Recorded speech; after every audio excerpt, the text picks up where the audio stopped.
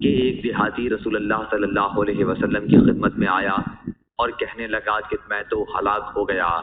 آپ نے دریافت فرمایا کیا بات ہوئی؟ عرض کیا کہ رمضان میں نے اپنی بیوی سے ہم بستری کر لی ہے۔ آپ نے دریافت فرمایا تمہارے پاس کوئی غلام ہے؟ کہا کہ نہیں۔ پھر دریافت فرمایا کیا 2 مہینے پے در پہ روزے رکھ سکتے ہو؟ کہا کہ نہیں۔ پھر دریافت فرمایا کیا 60 مسکینوں کو کھانا دے سکتے ہو؟ اس پر بھی جواب تھا کہ نہیں۔ بیان کیا کہ اتنے میں ایک انصاری عرق لائے۔ عرق کھجور کے پتوں کا بنا ہوا ایک ٹوکرا ہوتا تھا جس میں کھجور رکھی جاتی تھی۔ حضرت صلی اللہ علیہ وسلم نے اس سے فرمایا کہ اسے لے جا اور صدقہ کر دے۔ انہوں نے عرض کیا یا رسول اللہ کیا اپنے سے زیادہ ضرورت مند پر صدقہ کر دوں؟ اور اس ذات کی قسم جس نے آپ کو حق کے ساتھ بھیجا ہے کہ سارے مدینے میں ہم سے زیادہ محتاج اور کوئی گھرانہ نہیں ہوگا۔